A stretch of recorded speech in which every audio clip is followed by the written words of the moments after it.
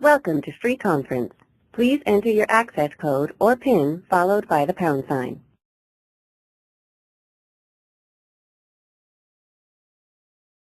You will now enter the conference. Muted.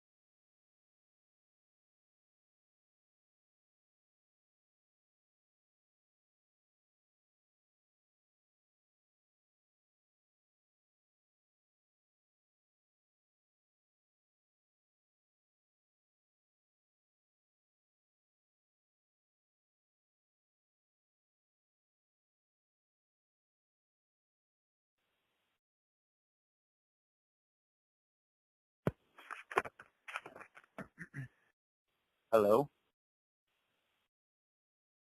Hello? Hello?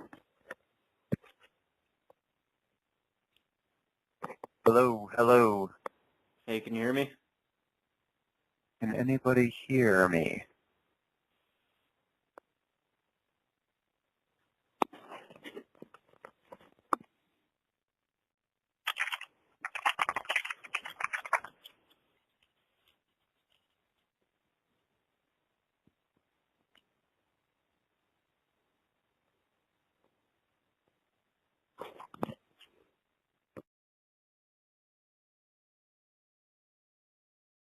Okay, I'm being told that I'm being heard now, so that's good. Welcome to the PAC Talk conference call. We are coming at about 5 minutes till the call begins. We have a couple of hands up right now. I'm going to go ahead and unmute the first person. Hello, Michael. Can you hear me? I can hear you. I don't know if my mic's working all right, so I didn't even bother testing it. I can hear you fine. Cool. So you had your hand up. Did you have a question or want to say hey or anything? I just was indicating I could hear you. Oh, okay, great. All right, thanks. That's great. And then we have a caller that's calling by phone that has their hand up. So let's see. Hello, welcome to the PAC Talk conference call. I was just responding to you, said I could hear you. Sorry. Great. That's great. Thanks. Yeah, thanks for the help.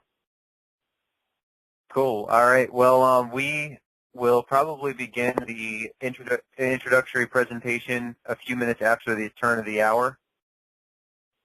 We like to try and let people cycle in. A lot of people will usually show up maybe about 5 minutes or so late. So in the meantime, I guess we'll just kind of wait for that, and can hear me ramble on about some things. So how about this? Anybody on the call that hasn't been on the call before, raise your hand. All right, got Michael's hand is up. That's great. Love having new people on the call. Michael, at any time during the call, you can feel free to raise your hand. I'm going to go ahead and put it down for you right now. Or you can put, yeah, okay. You see the interface a lot better than the callers do, so you know that your hand is up. When the callers put their hands up, a lot of times they'll leave it up, and then I have to go back and put it down. But anyway, feel free to raise your hand at any time during the presentation, and then we'll take questions and things.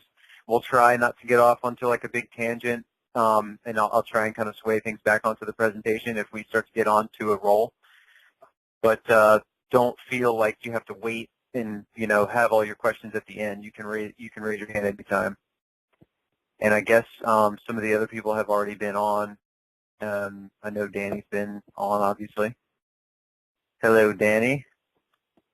If in the future, if anybody wants to sign on, anybody that's calling in right now wants to sign on to the internet, you can find the URL is hello.freeconference.com/conf, CONF/call, CALL/1231335. That's 1231335. I'll probably say the URL again later in the call. But welcome everybody that's jumped in so far. We'll probably begin in just a few minutes. I was just going over a couple of things for anybody that just came on. I was just going over how people that were on the phone calling in can get on and see the internet graphic version of the call. But yeah, so far definitely we have a couple new people on the call, so that's exciting. Looks like John from Connecticut just bounced in. Hey, John.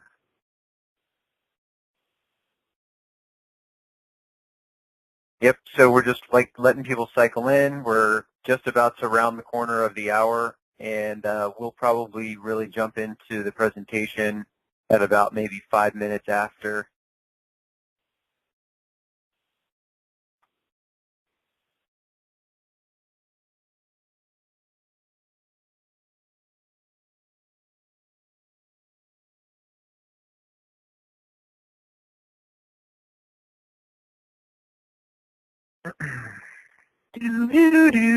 Yeah, sorry. Yeah, we don't like dead air and stuff. If this was a radio show, I'd be kicked off, huh? I should probably, I wish I could put some music through the channel, like some waiting music or something so it's not so boring to sit here in the beginning. But, if I just played music in the room and then you could hear it through my microphone, it would sound like crap.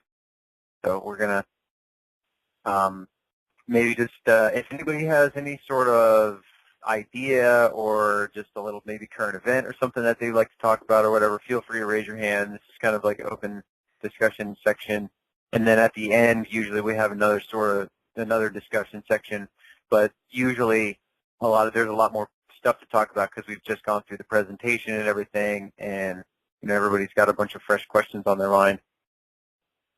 I'm guessing Frank is not on tonight. Maybe he'll jump in a little bit later.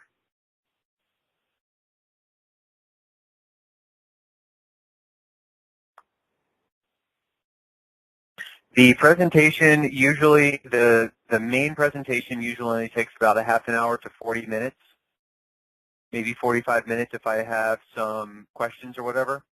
Typically the calls don't go over an hour, but they have gone up to like an hour and a half if we're all having like a really good conversation.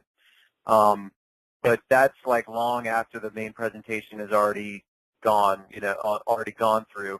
Usually we'll kind of talk about different people's questions or maybe some current events. The state nationals perspective or the People's Awareness Coalition perspective on current events that are going on, that sort of thing. Just, anything that kind of comes up. After the presentation, it's sort of a free-for-all topics and stuff. Presentation itself, again, takes about a half an hour, 40 minutes. It's not bad. And you'll get to see the presentation. I will, I'm talking to a gentleman that's in the chat right now for anybody else that's that's listening. I will post the presentation file into the chat box now. And then once that's loaded, then we will do a like a presentation mode, so you'll be able to see my PowerPoint presentation also as I'm going through it. So like the most important points will be up on the screen for you to see. And I kind of diverge and go off and kind of ramble about different things and get a little sidetracked here and there sometimes, but it's all just to help explain things a little bit better. So welcome to the PAC Talk conference call. We are just a couple minutes after the hour. We've had a few more people jumping in. I always like to wait like at least 5 minutes after the turn of the hour before we begin. Seems like we've got some new people on tonight, which is great. Anybody that's calling in on the phone, if you want to raise your hand at any time, you can press *2. Anybody that's on the internet can raise their hand by pressing the little 3 little lines in the top of your box that has your name on it. There's options in that box for different functions that you can perform. And anybody that's calling in that would like to sign on the internet, maybe now or for the future, the URL again is hello.freeconference.com/conf, C-O-N-F, /call, C-A-L-L, /1231335. 1231335. And I think that Jason just popped in, so hey Jason. Got a lot of familiar people on here. We've got a lot of people that come onto this conference call week after week, which is great because they just know, everybody knows different facets of the problem, and they all have their own perspective, and I just love to hear other people's points when they bring them up. So anybody wants to jump in and get a word in edgewise at any time, you can press *2 on your phone to raise your hand. We'll probably begin here very shortly in about a minute or two. We're still having a couple people hopping in. So the PAC Talk conference call will commence very soon.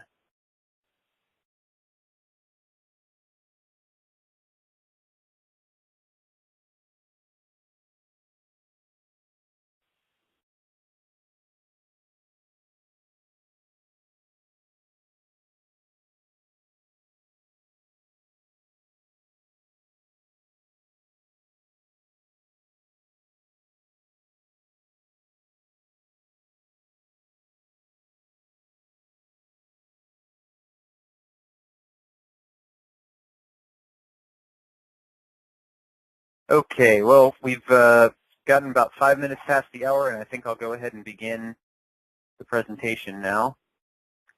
So I'm going to go ahead and put the presentation up onto the interface here that we have. Let me open my copy real quick because it's a little easier for me to go through that way.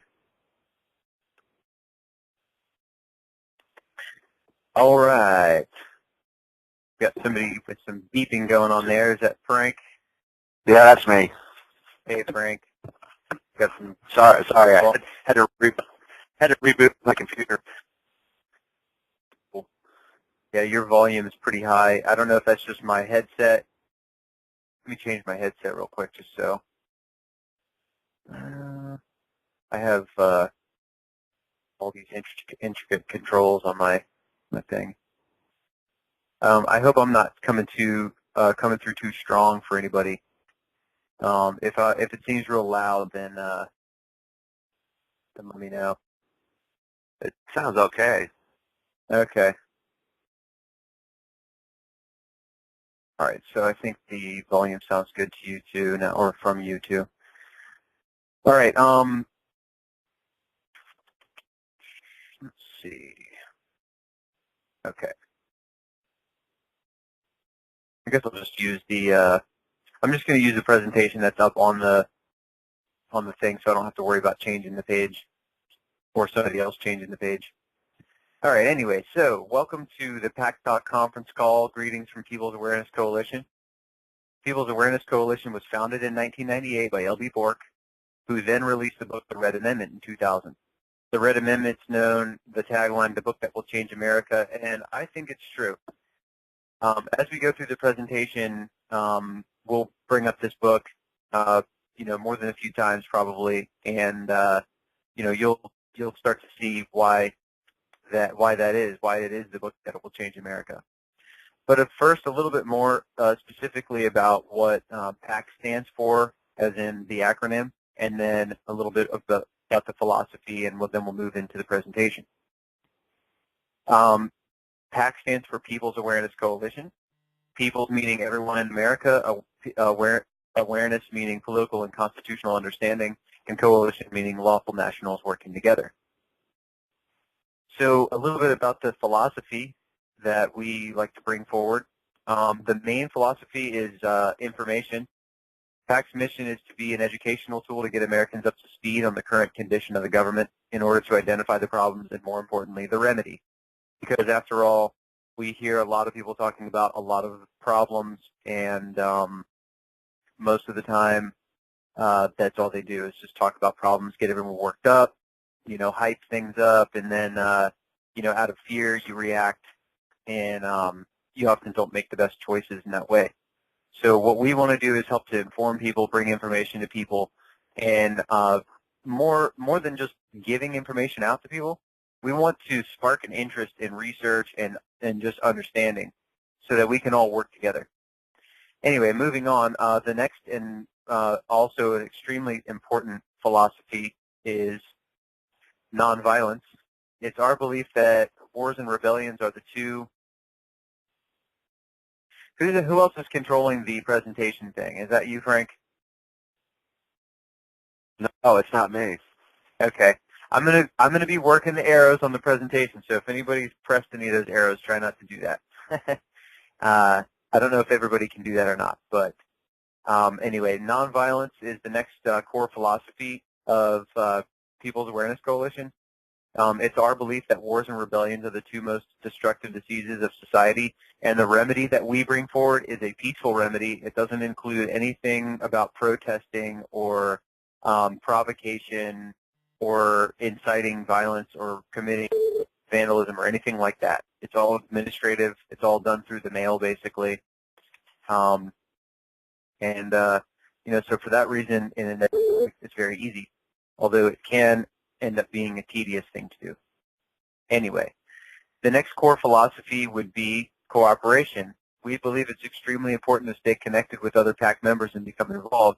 In a broader sense, we believe that it's really important to be connected with your neighbors.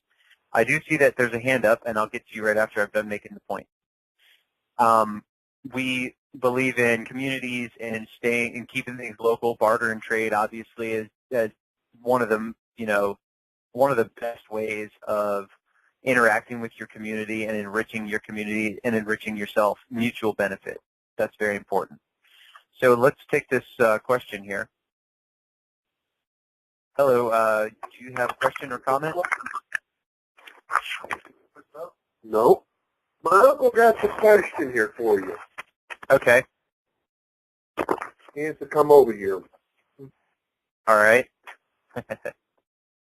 Sounds like we have a few people talking or listening on this line. That's great. How you doing? I'm great. How are you? I'm doing good. This is Dr. Shannon. I'm hearing that we need to have our birth certificates authenticated and get 7 stamps on them. And I was wanting to know if you have any information on the procedures of how to do that. I'm familiar with, I think, 2 or 3 things. And I want to know if you're familiar, like I said, with how to do that and what the 7 stamps are. Okay, so I think I've heard something about this before. This stamping the birth certificate is not part of the People's Awareness. It's not part of the process that we do. The birth certificate is involved in the process, but we are actually addressing the birth certificate issue in a different way, and it has to do with the fact that the birth certificate, as you probably know, is used in a sort of a way of collateral in order to take out loans, and then that's what the money supply is based on, and the fiat money supply based on debt, and the people are collateral, and the birth certificate is sort of the evidence of that person, being there, that collateral being present. I don't know really what the stamping the birth certificate. I don't really understand what the function of that would be. maybe Frank has a little bit of information on that. Frank, do you know anything about the stamping the birth certificate thing? Authenticating Well, the birth certificate? Yeah. well, from what I know about it, is it's a red herring, and there's no real lawful process behind it. Most of it's made up, and there's it's one of the programs that to get people to do so that they'll end up getting in trouble with it. There's many people have gone to prison, playing scam. The birth certificate, Danny was just saying here, it came with a shout. Okay, so your line's breaking up a little bit, Frank. I think that basically the gist of what he's saying is that there's various scams and things, and they call it patriot mythology, that people think that they have figured some sort of thing out in terms of trying to access some kind of a trust or whatever, and that's to boil it down and to put it really simply, that's a way of trying people thinking they can get something for nothing. And People's Awareness Coalition is different. We don't really mess with any of that kind of stuff. I don't know about authenticating the birth certificate and if that is actually some sort of functional thing that you can do. But what I know is that what we do does involve the birth certificate. We do address an issue that comes with the birth certificate, but it doesn't involve putting stamps on it and authenticating it, quote unquote. And what we're seeing in the chat here, caller, you can't see the chat, is that apparently a gentleman named Winston Shrout propagated or pushed, maybe didn't make up that rumor or that function, but has become well known for it and is currently actually spending time in federal prison for whatever sort of shenanigans he tried to pull. So I would say, I would say maybe I would advise away from researching that topic anymore. I would advise away from that just because, I'm coming from the perspective of People's Awareness Coalition, and I don't know every detail of every patriot, myth or whatever you want to call it that's out there. So I'm sorry, I can't really provide a solid answer for you exactly what that stamping the birth certificate or authenticating the birth certificate, I don't exactly know what that means or what you're trying to achieve by doing that. If you want to tell me just real quickly, what is it that you're trying to achieve by authenticating the birth certificate? So what I understand, it goes back to the gentleman who set up a process back in the 1300s that shortly thereafterwards was taken over by the Vatican, and then through the paperwork that was originally filed in the 1300s, the Vatican then reached onto the birth certificate, claiming through the way they have the structure set up right now that they own everybody and everyone through their birth certificate. And what I'm talking about is a process that removes that original filing or paperwork showing that they have ownership of your person by having that stamped by the state, by various agencies, and having it authenticated that you are no longer property of the Vatican under that original filing from the 1300s. Okay, yeah, that's kind of perplexing to me because that actually is so far beyond when even any sort of birth certificate, function was ever even created in what we know as the New World. Like the United States wasn't even around at that time, so I don't see how that could really have much effect on what we're doing. But then again, I don't know everything. All I know is that doesn't apply to what we're talking about, and so we're going to kind of shift gears back into the presentation now. And if you get more involved with People's Awareness Coalition and you start to go through the process, then you'll see what it is that we do with the birth certificate. Because we do address the birth certificate, like I said, but it doesn't have anything to do with the Vatican and any of the things that happened in the 1300s. I appreciate you taking the time to answer my question. Thank you so much. I'm sorry for disrupting your presentation. I will let you get back to that. I definitely want to listen to what you have to say. And, Great. All right. No worries. Yep. All right. Feel free to raise your hand again if you have a question pertaining to the presentation as we go through.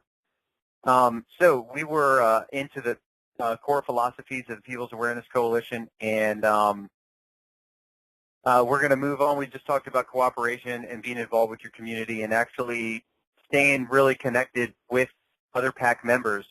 We have multiple conference calls that happen. Some of them happen kind of bi-weekly. This one happens every week. We also have an active group of people that is on social media. We've got people on various platforms in social media, Facebook being the big one. But anyway, I digress. The other core philosophy that I have here is purpose. The main purpose of People's Awareness Coalition, we're very direct about this. We don't beat around the bush.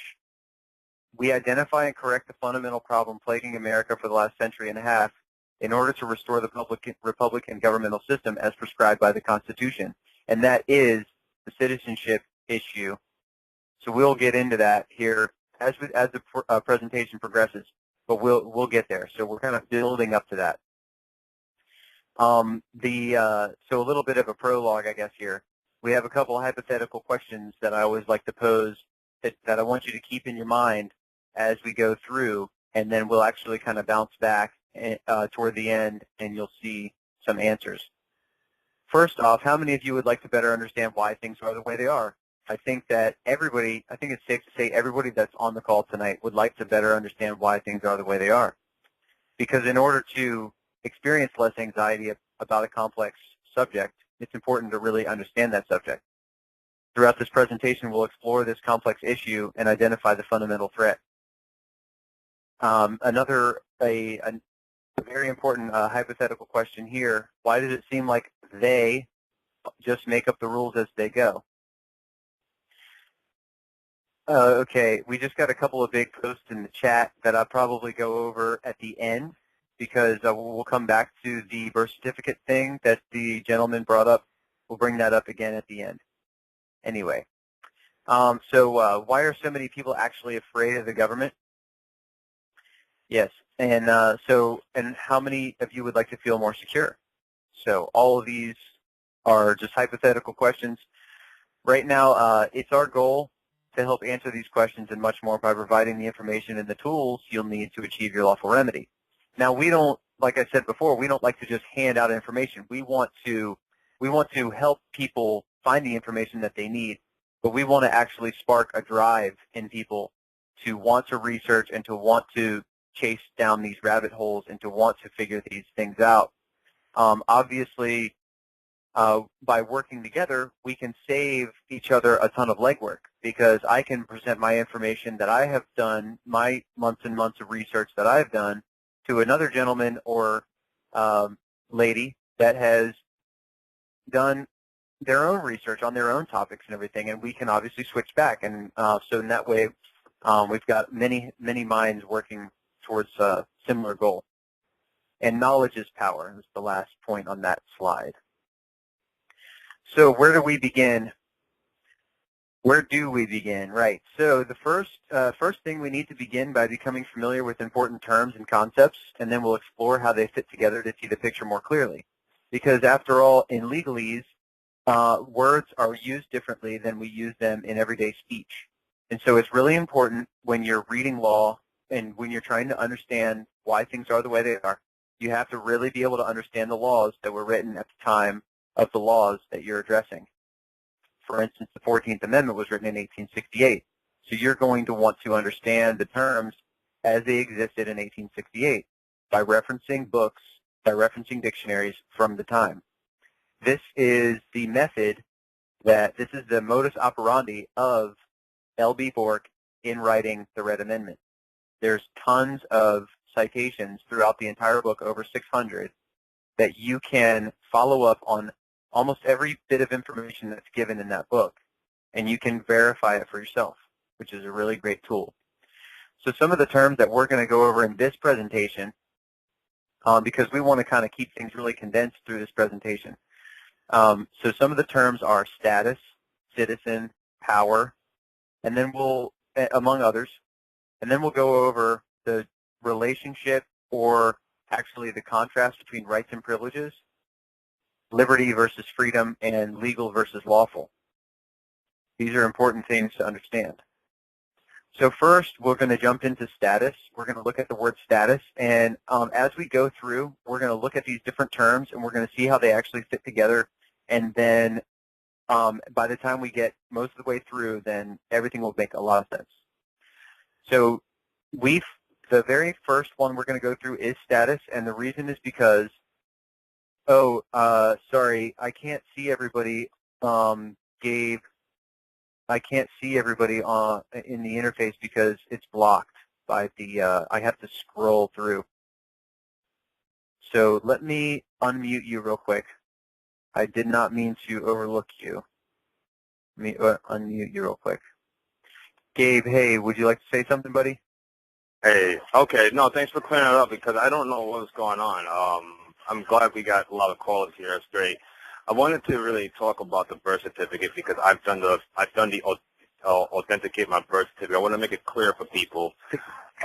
You can just want to make it real quick. Go ahead, Levi. All right. Yeah, go ahead. Go ahead. I know you continue on the presentation. That's why I've been wanting to say this a while ago while the guy was speaking. I got you. Nope. Okay. Real quick.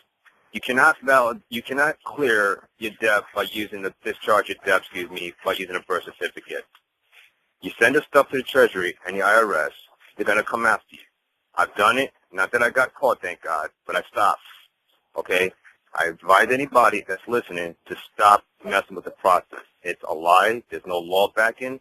If you make bonds or you're trying to make fraudulent bonds for the Treasury Department, they're going to come after you. Okay? You would not find anybody would give you some sort of valid proof that they validate or clear debt. If they did, somehow, because it got away, but they're going to catch you. So what we teach here is strictly by law. There's no myth. There's no guesswork. So you cannot clear a discharge of debt by a birth certificate. It's a lie. I'm telling you from experience because I've done it, and it didn't work. It's a lie. So I just want to close it out. Sorry, that's why I wanted to say that, Levi. All right. Thanks for thanks for the point. Thanks for the point. All right. Great. Yes. So he raised a point there that everything that we're talking about tonight is based on law, and it's actually been put into practice. I have gone through the process with People's Awareness Coalition. I am no longer a citizen of the United States. I'm a national of Virginia. We have other nationals on the call tonight. Maybe they'll say something a little bit later on. But right now, let's jump back into the presentation. We were just now going over the word status. The reason that we focus on status as the first point is because that is what People's Awareness Coalition, that is the main target. That's what we target, okay? So let's look at why. Status is defined by Merriam-Webster Dictionary as the position or rank in relation to others, like being a father, status of being the father. It's also the relative rank in a hierarchy. So you could say like the king versus the slave versus the worker or the boss. And then the definition that we go by that's most important to us is the condition of a person or thing in the eyes of the law, okay? And some examples are child and parent, married or unmarried, servant or master, living or dead, and citizenship status. Okay, so all of these can be changed. Most of them do change throughout your life, right? So citizenship status is what we're focused on. And now with that in mind, we'll move on to the next term, which is citizen. And we're going to explain a little bit exactly what is a citizen. A citizen is a person who owes allegiance to a government as protected by it, presumably. That's what Merriam-Webster Dictionary says, right? So, and Abraham Lincoln at the Gettysburg Address said, government of the people, by the people, and for the people. So it's presumed that the citizens comprise the government and they work for each other, and it's supposed to be sort of a mutual benefit, mutual protection thing, free association, and for the mutual benefit, right? So for this reason, it's our belief that the citizen bears responsibility for the actions of the government. After all, they are part of what constitutes the government. By their contributions and acquiescence, they empower the systems that form. Taking this principle into account, we have determined that invoking the inherent right to remove oneself from an objectionable system is the single most effective way to disempower it. Okay? So by paying taxes, by voting, by going along with the functions of the system, even if you hate everything it does, even if every moment that you're awake you get out against it, you are still going along with it because your actions are saying that you agree with it, because you are giving it money and you are participating in its functions, i.e. voting. Okay? So another thing that I want to point out too is that we only look to bring the government back into its intended function, not to abolish it. We are not anarchists. We don't advocate the complete abolition of the federal government. We only want to bring it back to where it was. So now we've kind of gone over what citizen is, and now we want to go over power and how governments have power over people, where it comes from. So power, we're going to look at now, is defined as legal or official authority, capacity, or right. And secondly, possession of control, authority, or influence over others. Okay? So this is just the rough way that power is defined in Merriam-Webster Dictionary. But as an example, I'll put forth this example. A parent should have power over the child, not the child having power over the parent. That's a way that would be sort of like a natural way that power is supposed to go, okay? And that actually is synonymous with a maxim of common law that goes, the creation can never be more powerful than the creator. And that's a very important point that we will come back to later on in the presentation. So keep that in mind. The creation can never be more powerful than the creator. Now let's move on. A little bit more about power, and more specifically, where does government's legitimate power come from? Legitimate power. Governments derive just power from the consent of the governed. That's taken from the Declaration of Independence, and basically it simply means that legitimate power comes from consent. By going along, that's where the power accumulates from, and that government that has all those people that are going along with it, that are giving allegiance to it through their citizenship, that's where their power comes from. Okay? So now the way that power fits together, the way that power flows through in the natural way is what's known as the order of nature. And the law regards the order of nature. That is another maxim of common law. The law regards the order of nature. And that is sort of what it means to be lawful. The order of nature is what you would call something that is lawful, like being born in a certain place gives you a birthright to that place. You can't be deported from that place if you've been born there, and your family's been born there, and you guys have land there, and you got that is what would be known as a function of the order of nature, right? What exactly is the order of nature? How is it defined? The physical universe considered as an orderly system subject to natural laws, not human laws, right? So in a very archaic, rough sense, you could say that the order of nature in its bare bones, it would be like might makes right, or the law of the jungle, or whatever. That's actually why the law was created, is because the law is the equalizer between somebody that's more powerful or somebody that has a larger group. They can't just do whatever they want to the smaller people because it's not lawful. That's what the law was put there for. Okay? Now we're not getting into what's legal, because that's different. We're just talking about what's lawful right now. But anyway, simply put, it's the hierarchy of power. It's the correct way that power is supposed to flow. Now an example of that is here in this example.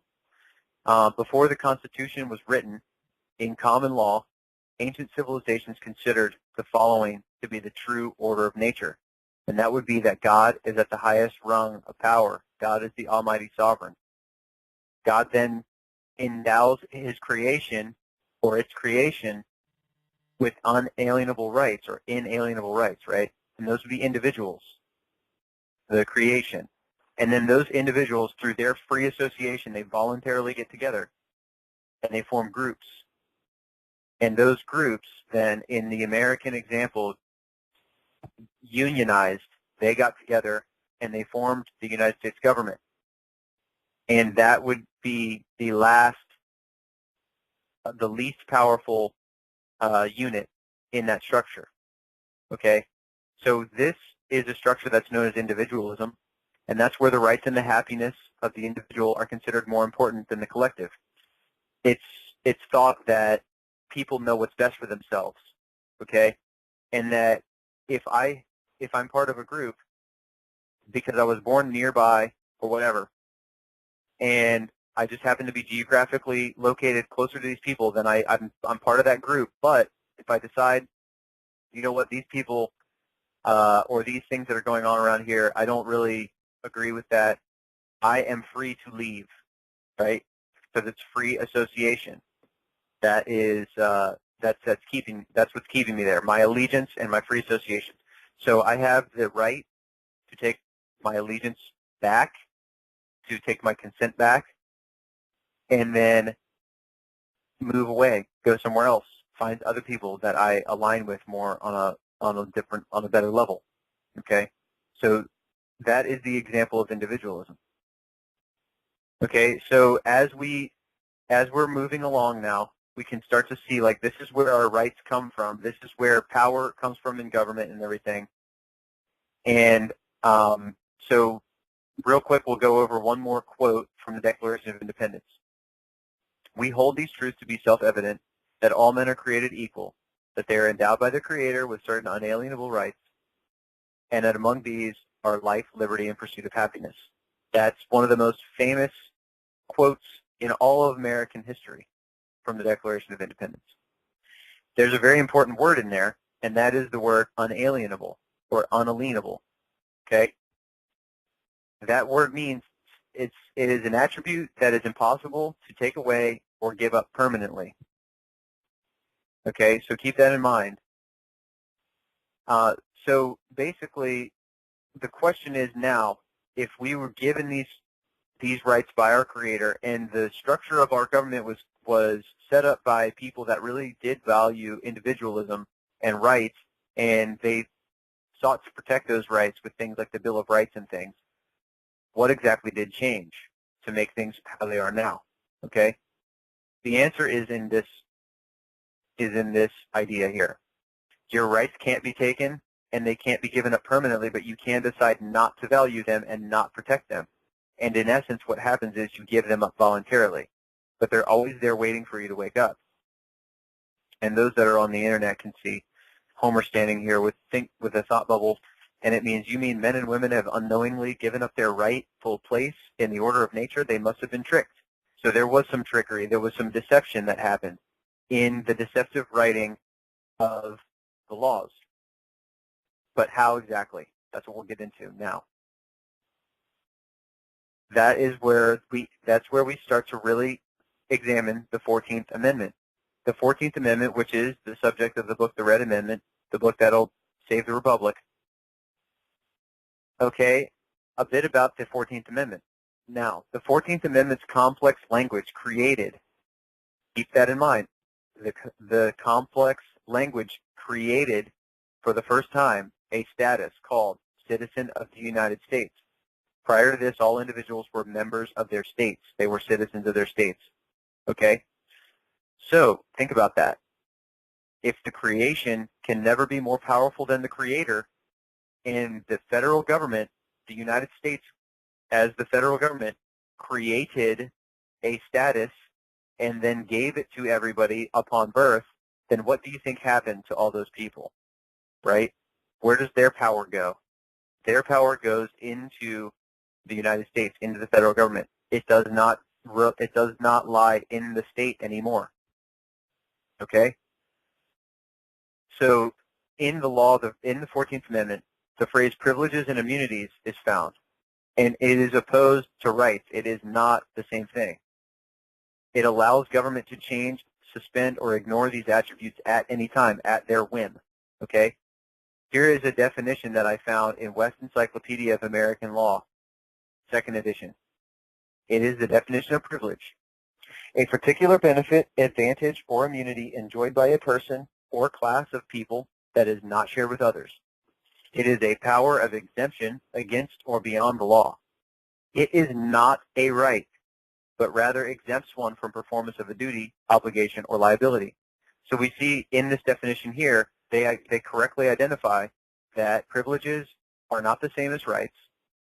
And so by becoming a citizen of the United States through the operation of the 14th Amendment, which, keep in mind, was not a conscious choice that you or anyone else made. Okay, well, I shouldn't say anyone else, but anyone that was born here did not make that choice consciously. It was just given to you, okay? And you're supposed to reevaluate that when you reach the age of majority, which is right now the age of 18. That's when you technically become an adult. That's when you're supposed to evaluate all this stuff to figure out if you want to stay or not. A lot of people didn't understand that and didn't know that, and because it was never given to them, it was all done fraudulently and by deception. But people go along with it so much that what is called customs and usage takes effect. And that basically means, when in Rome, do as the Romans do, or, basically, since it's been done this way for so long, this is the way we're going to do it. It doesn't take into consideration that there was a different way of things before, okay? The amendment ignores the order of nature which is known as government de jure, and replaces it with man's law, which is known as government de facto. This is the biggest example that I can point to of an example of what is lawful versus what's legal, okay?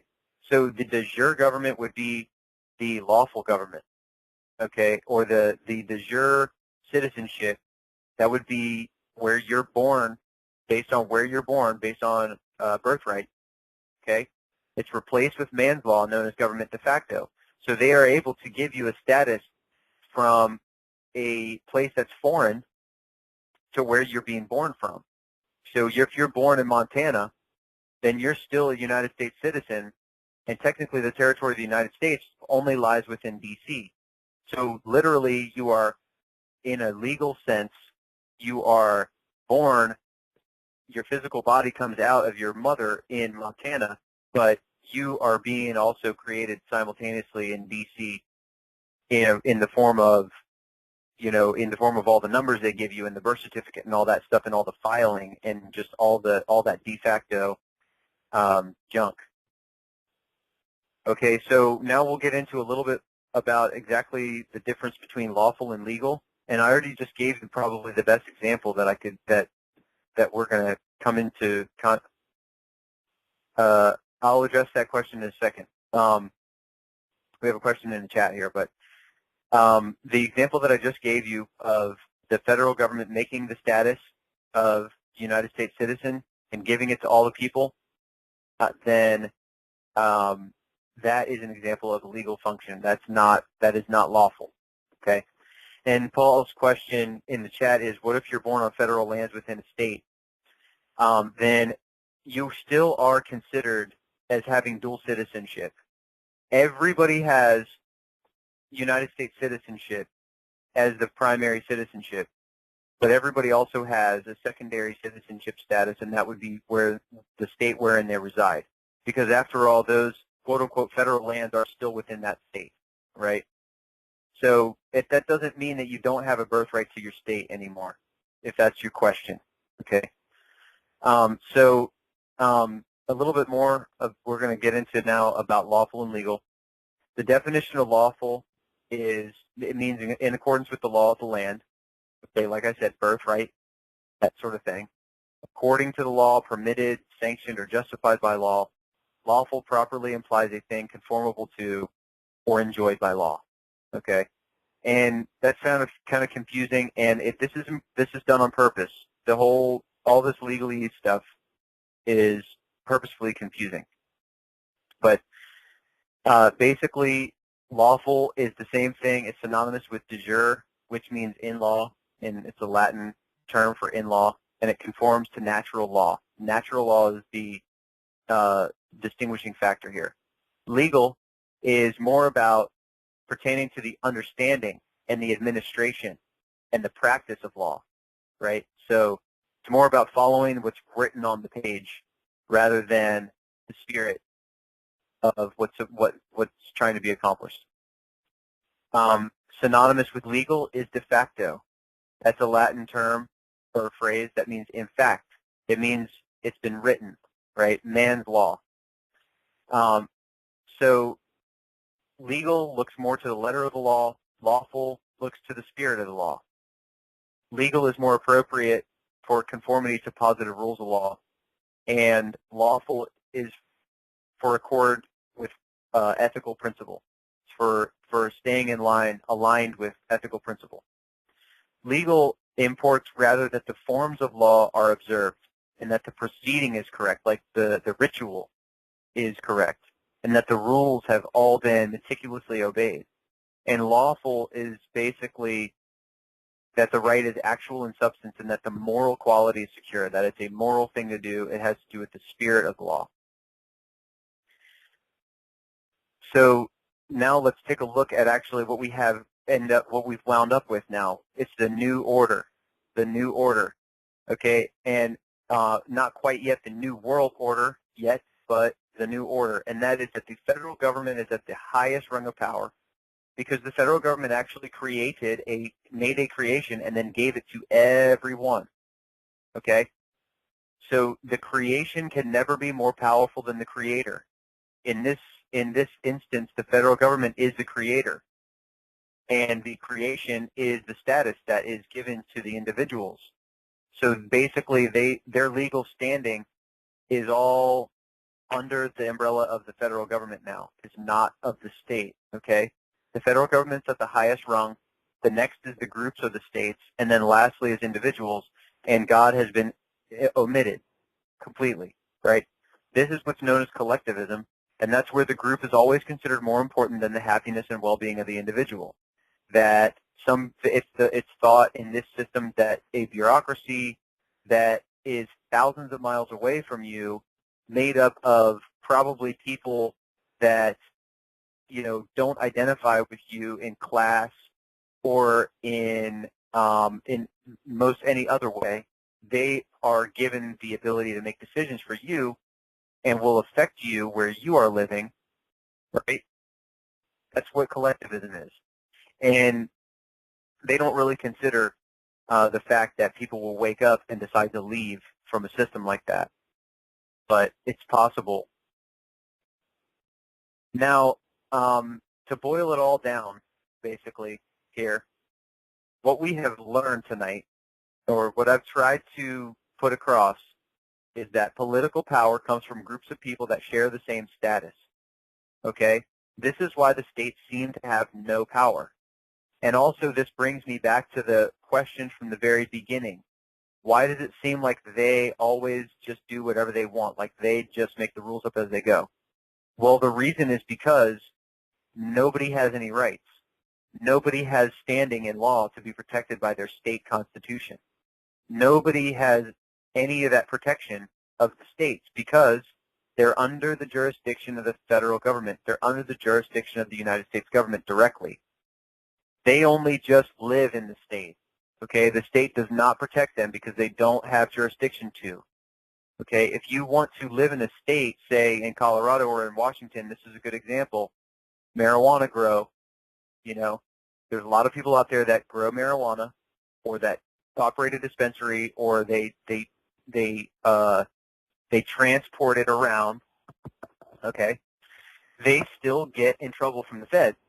Why is that? Okay, in this example, and everybody should know the answer to that right now, is because the people that are growing the marijuana or selling it or whatever, even though the state says it's okay, the federal government says it's not.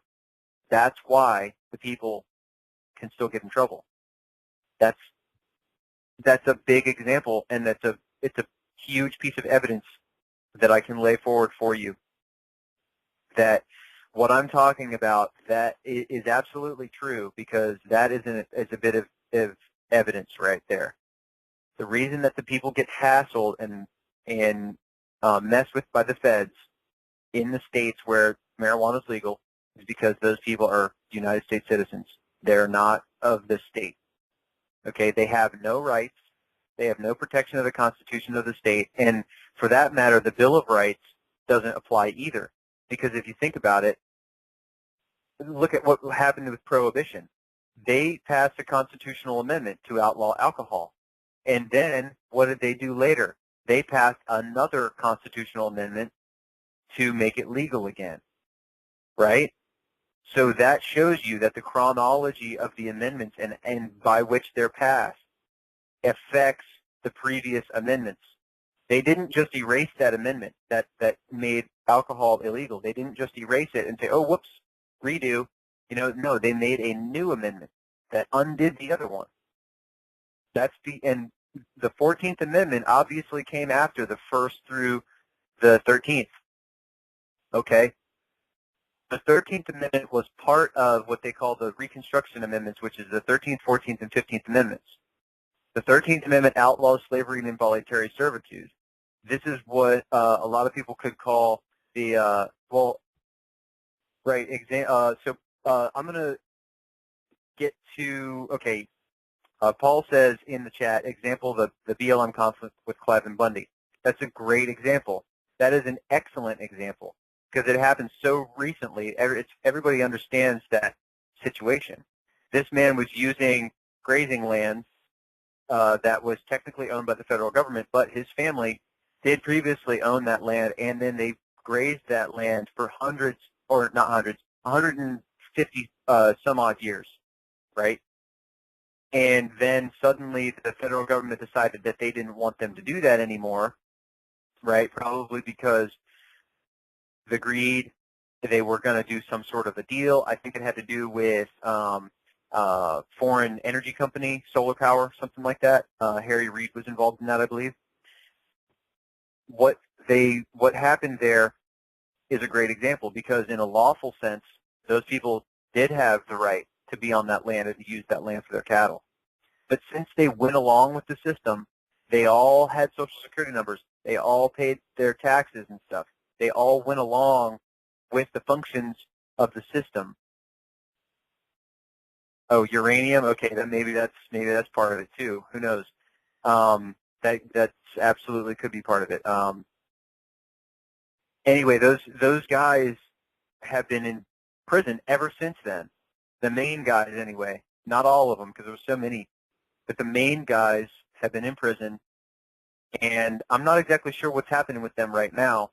It's not really relevant what's happening with them now, but what's relevant is what did happen to them.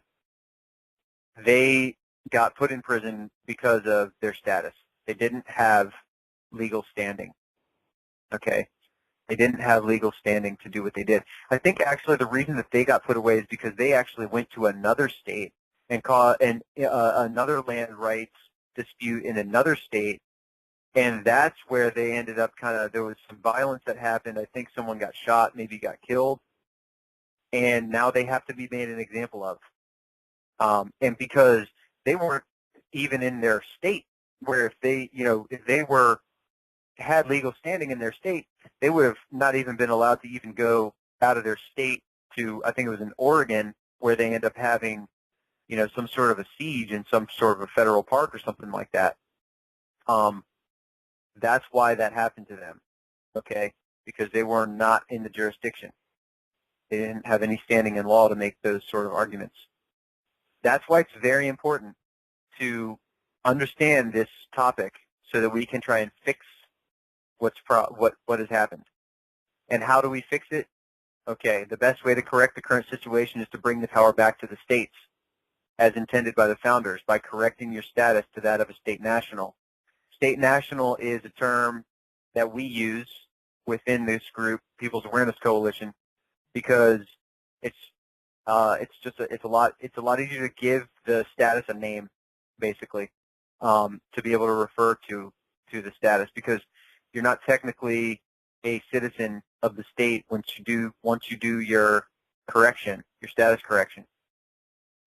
You're a national of the state, okay? Because the state is a nation. It has its own constitution. It is a country by any definition.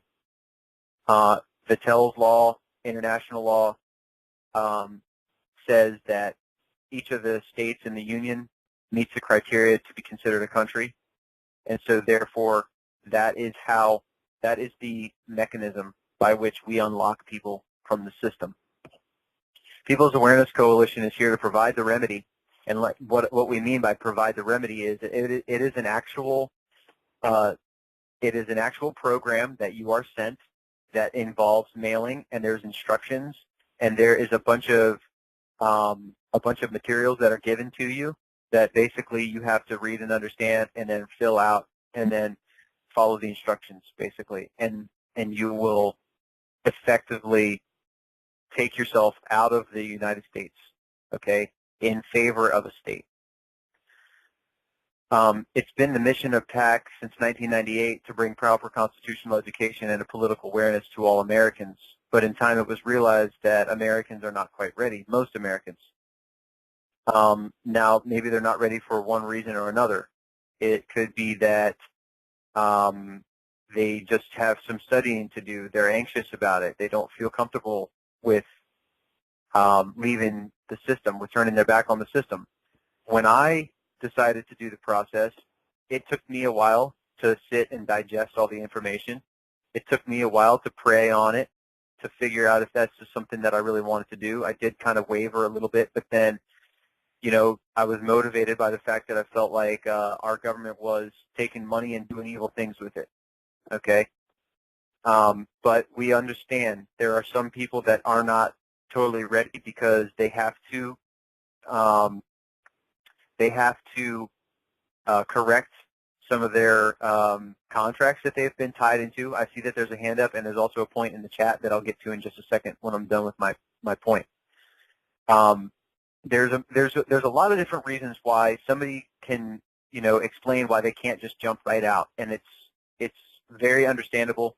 We don't look down on anybody that can't just jump right out of the system. In fact, we have a lot of people that work closely with People's Awareness Coalition in what's known as the Alliance, PAC Alliance, and they're all individuals that, you know, would love to help others to get out of the system, and they're working their own way out of the system. Okay, so now John had a point in the chat. Citizen implies political rights. Because state nationals cannot participate and are not represented in the government, they cannot be citizens. Thank you for that clarification, John. Maybe I should put that into the presentation. I'm going to actually copy that real quick. Give me a second. I'm going to copy and paste that little bit. I'm going to doop-a-doop-a-doo, almost. Here we go. I'm going to title it Add to Presentation. All right, so that's done. All right, so then we had a caller with the hand up. Hello, welcome to the PAC Talk conference call. Would you like to say your question, please? Hello, thanks for having me.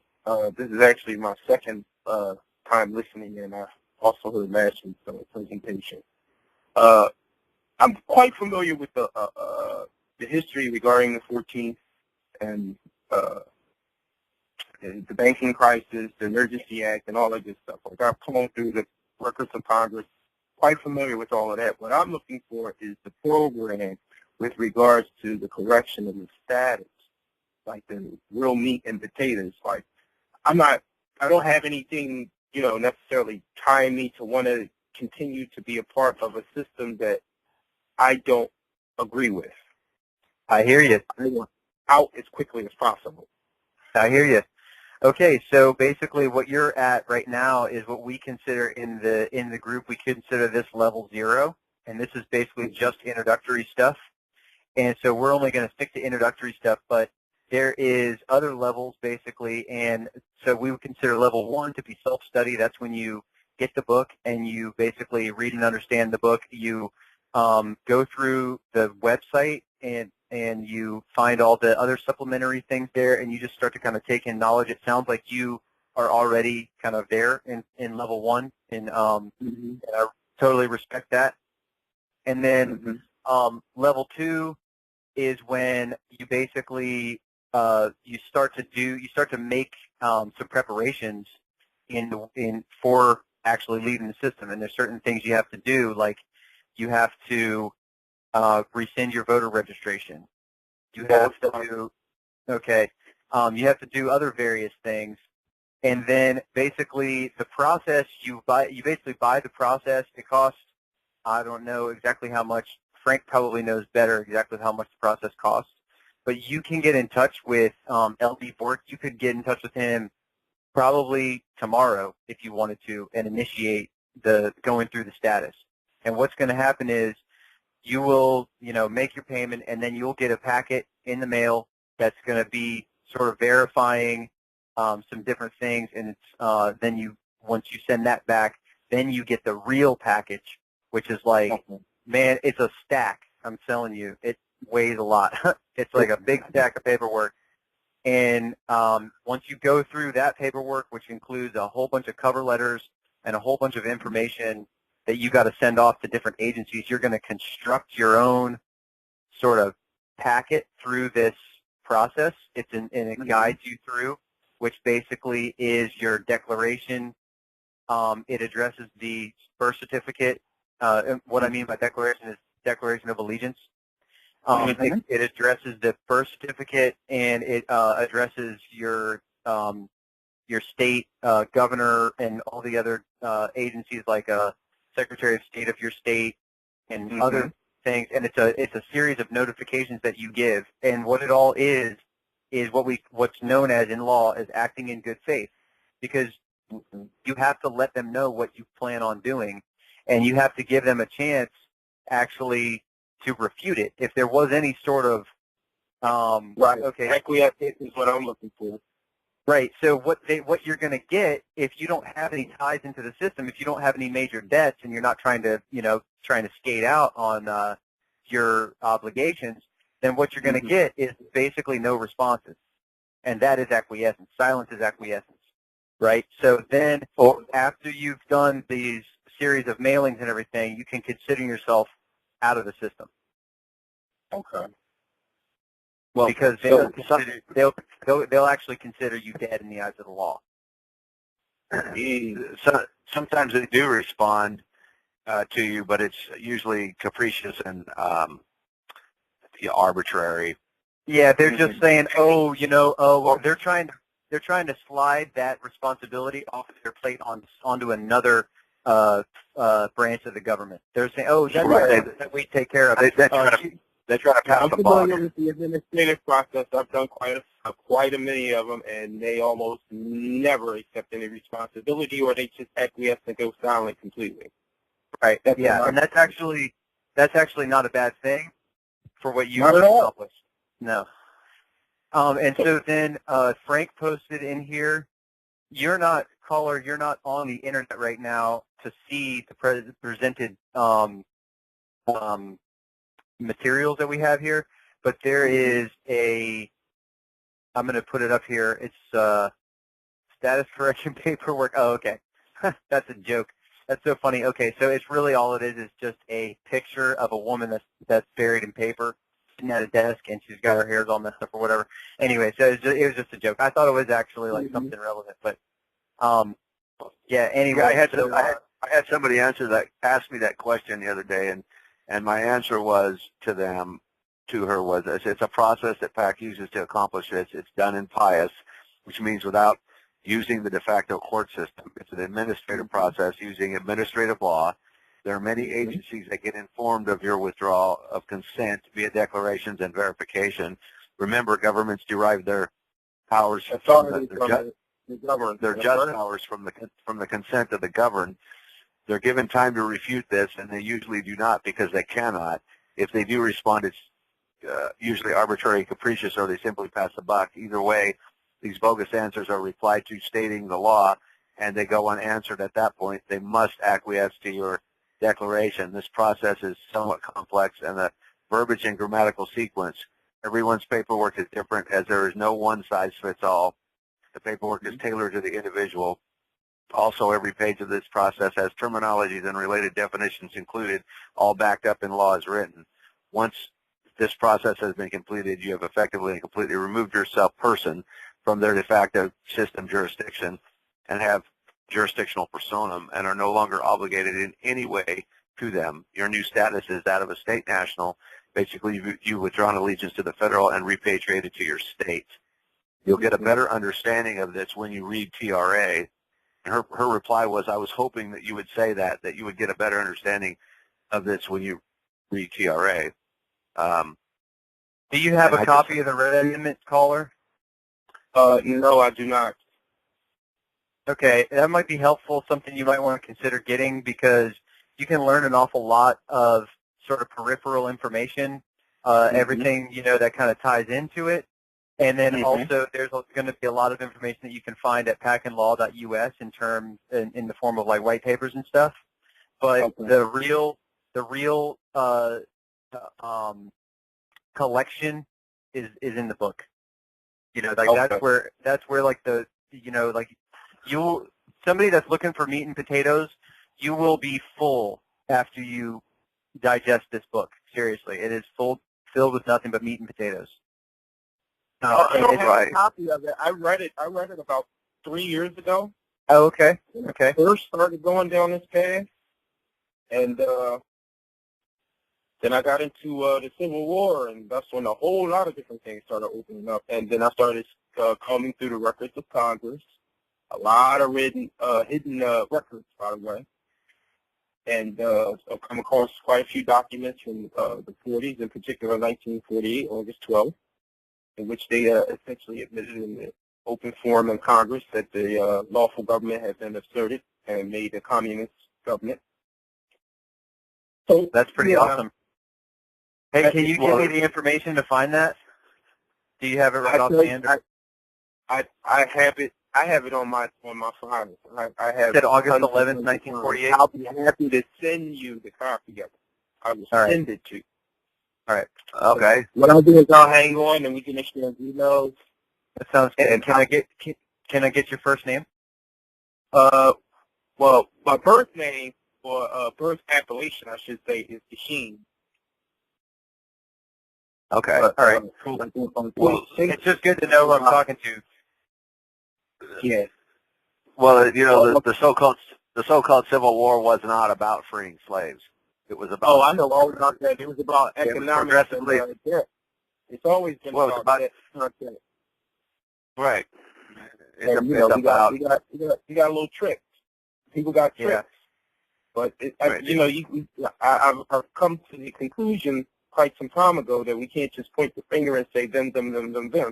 At some point, the people have to accept responsibility, because freedom requires responsibility, and it only became this way because the people acquiesced to it becoming this way. Exactly. Right. Yes, freedom is responsibility. That's one of the big things that's on my presentation. I don't know if I've gotten there yet, but that's a very astute point. We're going to move on now, though, so I'm going to go ahead and mute you because we had a couple other points pop up while we were going through what you were talking about. So feel free, if you want to raise your hand again, definitely feel free to do that. But we had Paul in the chat. He said you mentioned debt. What happens if you have substantial debt? Will there be resistance? Okay, there may be resistance if it seems like you are trying to go through the process without first addressing your debt. And I think that if you have debts with specific, you know, with a lender or with alimony or something like that, then I believe I did not have to do this. Okay, but I believe that there is a way to give notice that you plan on doing this process, but that you acknowledge that you are going to continue paying your debt. And maybe you could say, I'm going to continue paying it in the same increments that I've already been paying it, but I'm just going to change my status. And so by giving notice, you're acting in good faith, and you're not trying to get out of anything. And so I don't think that debt will hold you up from doing the process. It depends maybe on what kind of debt it is, and I can't give you my ironclad seal of guarantee on that, but it is my belief that when you act in good faith and you basically say, hey, I want to discharge my debt in the same time frame, but student loans, okay. I believe that it would be possible to acknowledge that debt and then to continue making payments on that, even if you have, even if you've changed your status. Because I believe that you could just sort of, you could treat it like it's a private contract, which we're still allowed to enter into contracts. So then we had a gentleman that hasn't received his book yet. Okay, so they're just talking about that. All right. Yeah, so I'm chatting with Mark right now. Yeah. And he says he sent us a postal money order to the. Okay, Mark, I will follow that up. If we're going to make sure you get your book. Right. If you'd like to stay on the call after the call is over, I will get with you and get your email address and your phone number and follow up with you, and I'll get back with you this evening on that. Okay. Find out what's going on with that. Cool. All right. Well, hopefully we can get that worked out for Mark. So anyway, back kind of jumping into the presentation here. Not everybody's ready to just jump right out, but that's why PAC Alliance was formed. PAC Alliance is basically everybody that's kind of gearing up for it, everybody that wants to help, everybody that wants to help with research and wants to share information and just be connected into a community of people that really know what's going on. Because these patriot myths and stuff, a lot of them are there to mislead you, to just get you to follow dead-end trails. This one is the one. I've done it. We've got at least one other person on the call that's done it. I think maybe two, or other than me.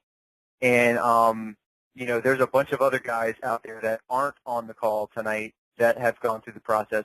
And there's way more people that have gone through the process throughout the last 20 years that LB has helped that actually don't even really keep in contact with People's Awareness Coalition anymore. People's Awareness Coalition right now is the strongest it's ever been in terms of participation, consistent participation from all the members, and we're working together on some really important projects that we're going to roll out at the beginning of the year. And this is really designed to get more people involved and to kind of get new people involved into the fold. Because the process and everything has already been worked out, but that's like what we would call like level 4. You know what I mean? So we were talking about level 0, level 1, 2.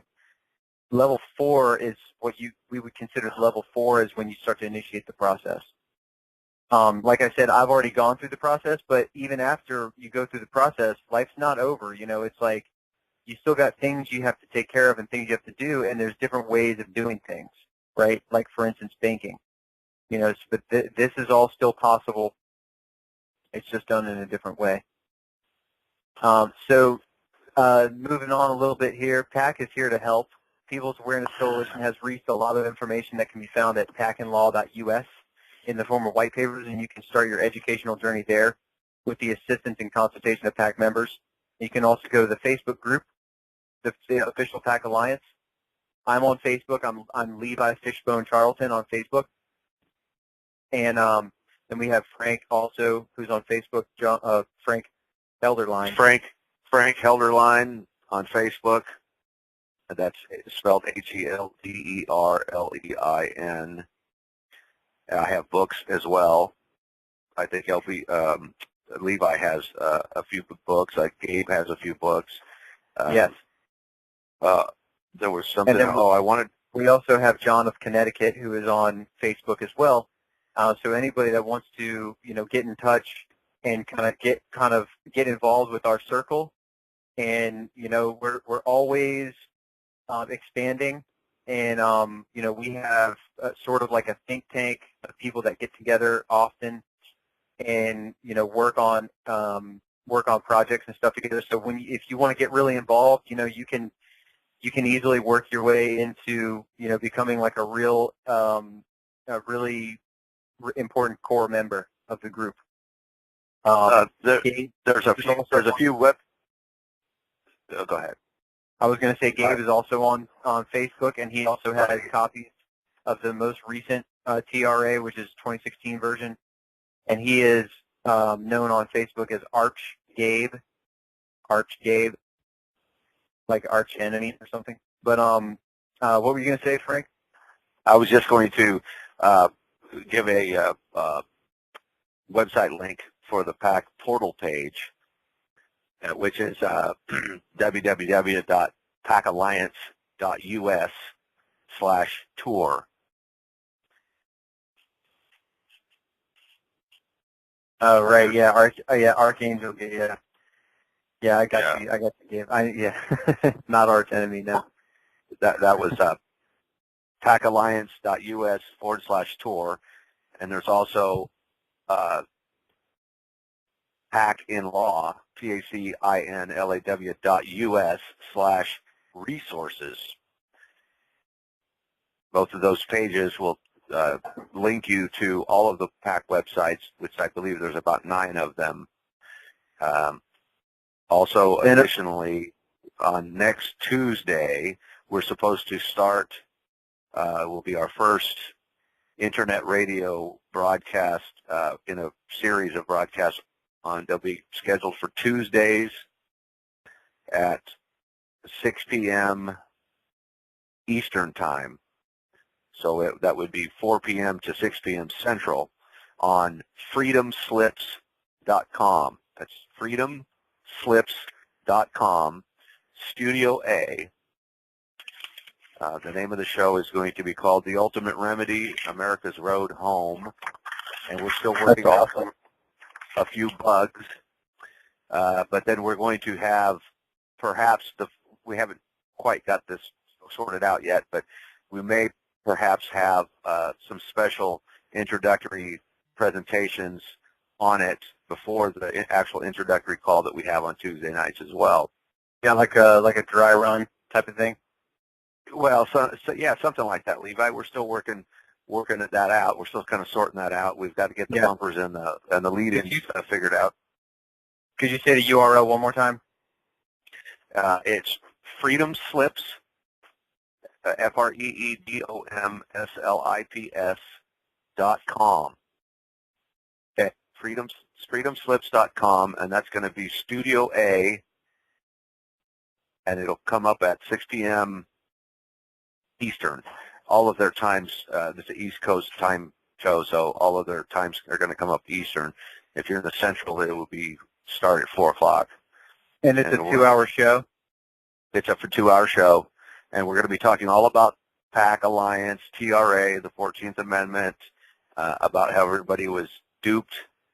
There's going to be a lot of content, a lot of material. We'll be sharing a lot of website links, and there'll be an opportunity for you to, learn and kind of get with PAC. It's like Levi said, we've got a really good group of in the PAC Alliance. You don't necessarily have to be a state national to be part of the PAC Alliance.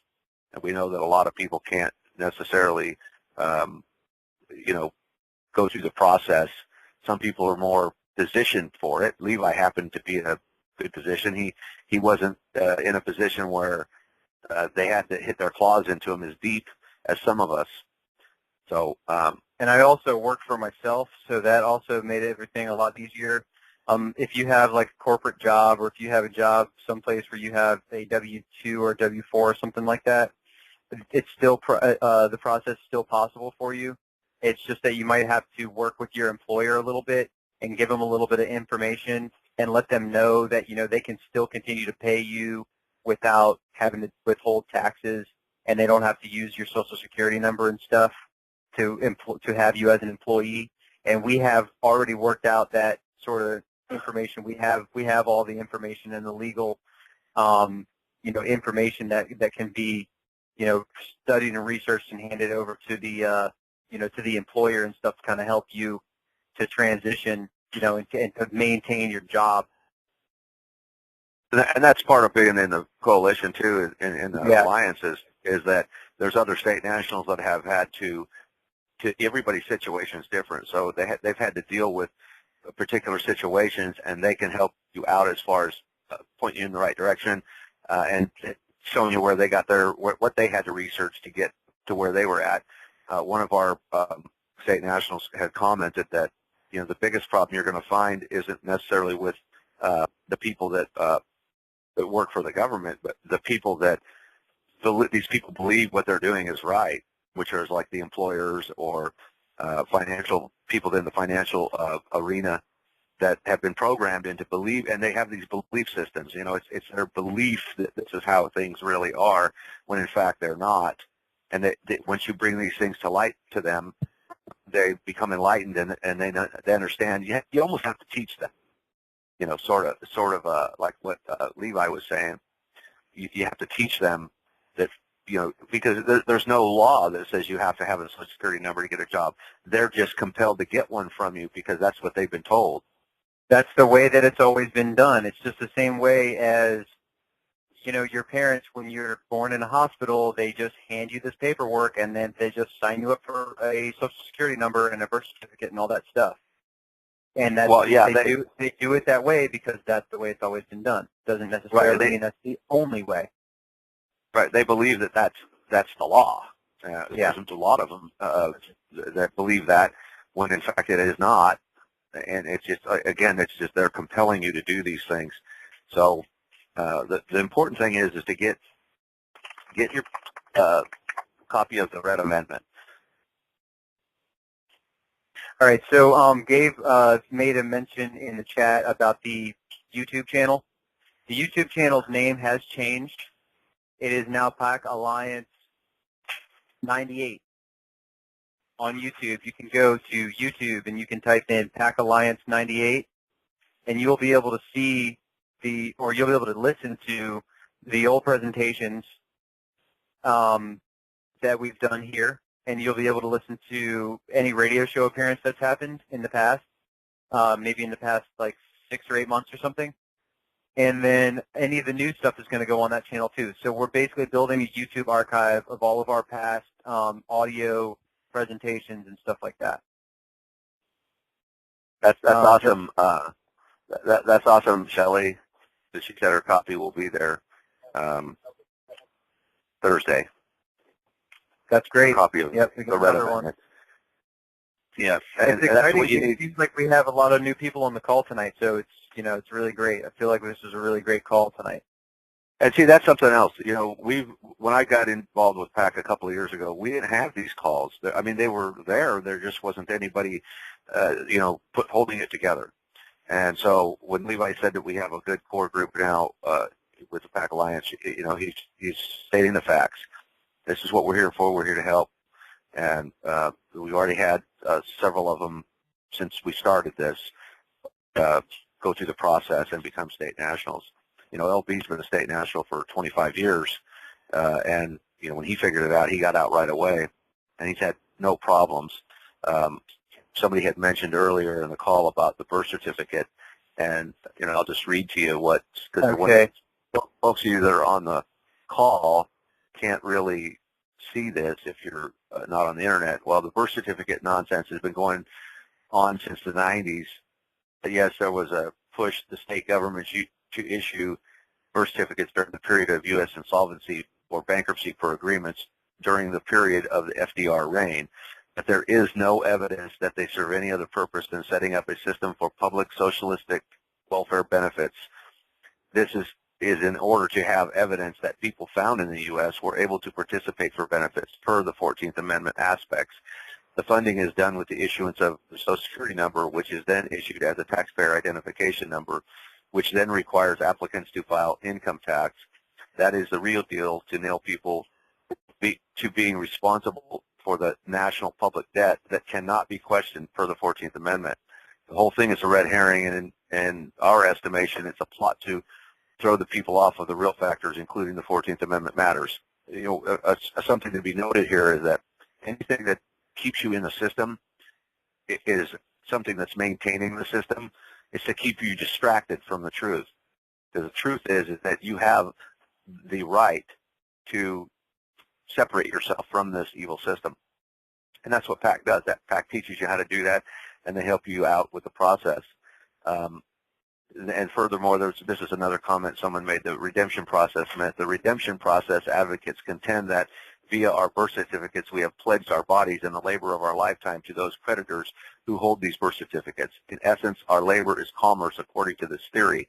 The purchase of these birth certificates is allegedly performed in Washington, D.C. However, at this place where federal law clearly applies, the federal law declares via 15 United States Code 17 that the labor of a human being is not a commodity or article of commerce. Does this redemption argument not plainly conflict with federal law? And that was something else that got Winston Shrout put in prison, was his making this stuff up, taking this garbage nonsense about the birth certificate and using it to falsify his tax returns.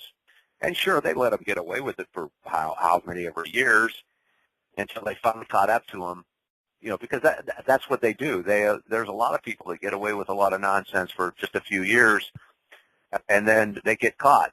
Sean David Morton was another one. Him and Winston Shrout were both arrested when they got off their ship in 2015, and they were both arrested on indictments that they had for tax fraud, is what it was. And both of them are doing time right now in federal prison. They've been, trying to appeal it, but they're not going to get real far because they didn't use, the forms that they had. They made them up themselves, and they made up these arguments, these bogus arguments, and they built themselves a wall into a corner, and they got themselves cornered, and they got trapped, and that's when they went after them. Yeah, I think that they kind of let those people slide for a little while because, for one, they're just insignificant, But when those people start to actually, commit crimes and then get other people to commit crimes and stuff and to follow in their footsteps, that's when they really want to put the hammer down. Yeah, and another thing, too, is when, you're not going to hear a lot about state nationals because state nationals we're not under the jurisdiction of the de facto court system or the de facto jurisdiction. So they don't want to bring a lot of attention to it because it would reveal the fraud that everybody has been put under. So, for example, there was a incident where there was a Mexican national, and he was running across the border, and they shot him. The two Border Patrol agents, I believe this was in Texas, and two Border Patrol agents fired their weapons at him. One of them hit him in the rear end, and he went across the border, and it wasn't a lethal shot, obviously. The guy lived. He went to his house, and his mom patched him up, and they went to the authorities, and the authorities told the United States government, hey, you got a couple of your Border Patrol guys shot at one of our nationals over here. Well, those two guys went to prison. Those two Border Patrol agents went to prison because they shot somebody that was in their outside of their jurisdiction. They were, exactly. This guy was out of their jurisdiction, but it was also out of their job description to do what they did. They had no business, shooting this national. There was another one that's made headlines. National of Mexico, that is.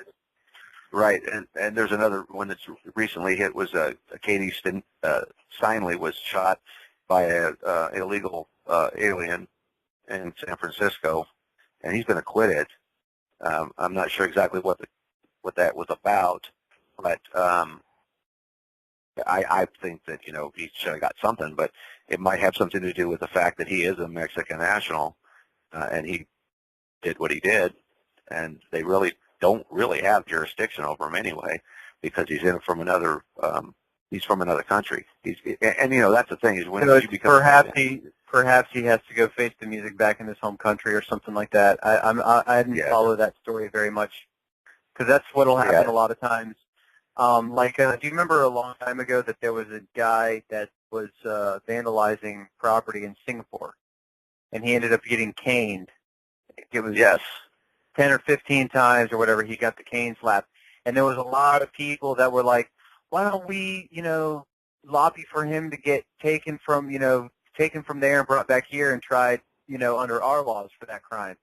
And the politicians were like, "No, let him do it." Yeah, because they could have intervened, but they said no. They were like, "No, we're going to let that guy face the music over there." Right. Well, because a lot of that is there are still some countries that are de jure. They have de jure forms of law, and in those countries that have de jure forms of law, that's how they operate. The United States of America, Inc., Incorporated, is a de facto form of government. It's a private law is what it is. It's a private corporation, and we're all subject to the jurisdiction of that corporation. So we have a statement here in the chat. We're still going to briefly outline the practical benefits or consequences associated with becoming a state national. Well, it's the right thing to do, for one. You know, it's like if you know the system's evil, and you know the system is taking your money to do evil things, why would you want to contribute to it? Why would you not want to? Why would you? Yeah, Frank's point. You know, obviously, I'll reinforce that, but the practical benefits. You know, you don't have to pay federal income tax anymore. You're not mandated to do Obamacare and things like that. You're outside of their jurisdiction, so you basically become invisible in those regards. Okay? The cost associated with being a state national, other than just the monetary cost of actually initiating the process because of, like, the extensive amount of paperwork. I mean, imagine if you were to pay a lawyer for this kind of thing. It would be thousands and thousands and thousands of dollars for all the mailings that they would have to do on your behalf. Okay, so what we do is we pretty much get you to the level where you can do that on your own. You know, and becoming a state national, the best thing about it, the best benefit is you have rights. You have rights again. You don't have rights right now. You have privileges and immunities. That's probably one of the biggest points that goes overlooked in terms of being a benefit. You have actual standing in law to be protected by your state's constitution, and that's a really good thing. Right now, you don't. Right. And what it does, too, is it releases all of the contracts of adhesion, driver's licenses, auto registration. There's a lot of things that small benefits like that you don't really think about too much, but over the years they add up, and those are what contributes to the evil part of the system. And you know, it helps to regain the states. That's what PAC's about, is to take back the states. It's about repopulating the states and actually getting a de jure body politic, which means basically like a group of people that have allegiance that aligns with one another for their own mutual benefit and protection, you know, within the state. So you'll be rebuilding the political body of the state and actually starting to bring the power back into the state. And, you know, obviously this is the very beginning of this movement, you know, but I imagine that, you know, a couple of years down the line, we have hundreds of people that have corrected their status, and we have groups within each of the states, you know, that are basically doing the same thing that we're doing right now, giving presentations to people. But I'm giving a presentation across the entire United States, and even people abroad could probably listen to this. But what eventually is going to happen is that it's going to become more localized. And the groups are going to actually become smaller, and they're going to be within the state, but they're obviously going to have connection to one another through the overarching People's Awareness or Coalition umbrella. But there will be different groups within each state that's basically doing exactly what I'm doing, trying to get the word out to the people in those states. Well, and too, what it does is it gives us jurisdictional personam, which means we can take them to task. As the 14th Amendment says, and an example was made earlier about the Bundys and their incident of what was going on, and then them going to help out the Hammonds and the Malheur public parks recreation area, whatever that they took over. Well, they didn't really have, they don't have jurisdictional personam because they're a subject. They're subjects of this created status of the 14th Amendment. Yeah, and even beyond that, they weren't even in their own state. So right, and it's like a double whammy.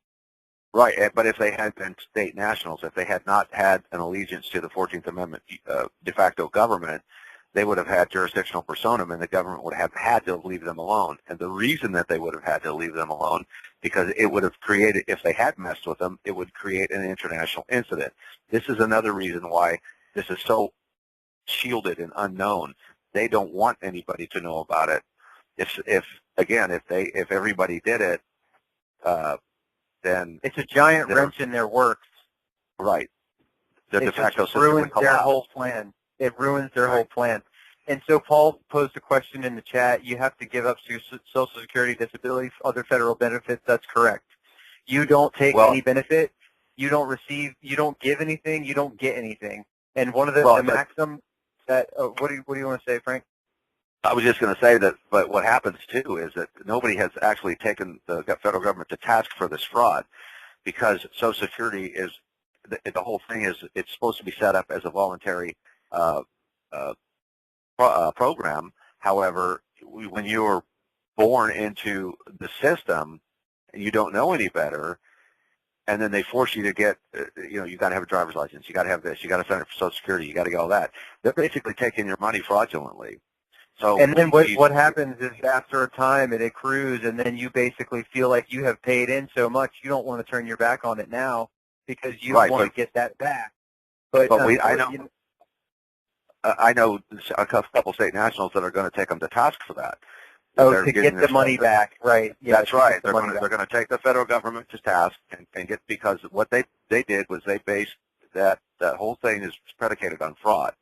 Right. And so that means everything after that, after that can be contested, which is a great point. And luckily for me, in my case, and maybe it's not so lucky because I don't have the answer for that, but I never really did pay into Social Security because I always, from when I was really young, I always had some sort of like an intuition or like a discernment about just banking and the system in general ever since when I had my very first job. I was 14 years old. And I never liked the idea of having to pay into that stuff because I just never agreed with it. I never thought that it was a moral thing. And so I only paid in throughout my, time as a United States citizen. I only paid in a very, very small amount. So I didn't really have a whole lot to walk away from.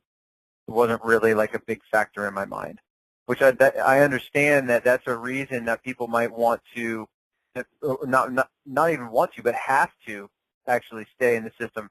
Because, for instance, my uncle Mike is in his 60s. He was a veteran, or he is a veteran, right? And he collects Social Security because he has MS.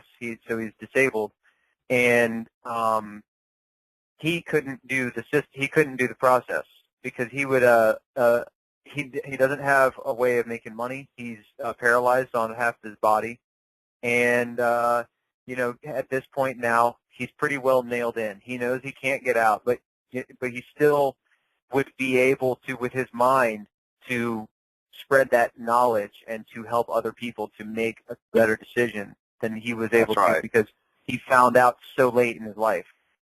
That's right. We need to get the younger generation involved in it so they can see what deception that they're getting themselves involved in. Earlier, John from Connecticut had put this website up here, and it's the PAC forum. It's the PAC online forum, and it's pacgroups.us/forum. It's a general forum. Anybody can get on there. You go there, you register, you get your credentials, and you can ask questions. You can read posts. Sometimes it may not be as busy this time of year. There's a lot of people are busy and doing things, so they're not spending a lot of time online on that section. And plus, there's a lot of other social media that are somewhat easier to get involved in, Facebook and Twitter and all that stuff. They just don't have the content that the PAC forum does. So I'd encourage you, if you haven't done that, to go there. It's pacgroups.us/forum. And this fellow, Mark, I think he left the call. I wanted to get a hold of him.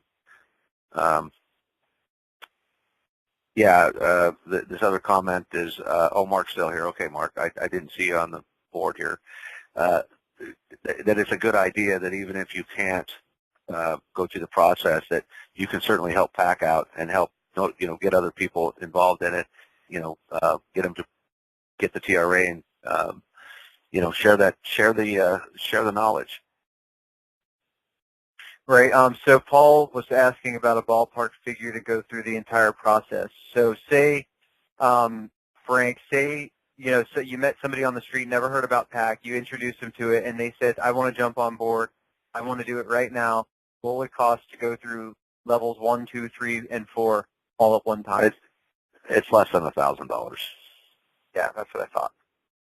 It's less than $1,000. So that's not bad. I mean, when you talk about all the pay, and I'm telling you guys, it's like an inch of paperwork of all the different cover letters that are already drafted. All you got to do is just fill in the information. You got to understand it. We don't encourage anybody to just blindly jump into anything, but you know, the amount of money that you would pay from a lawyer would be thousands and thousands of dollars.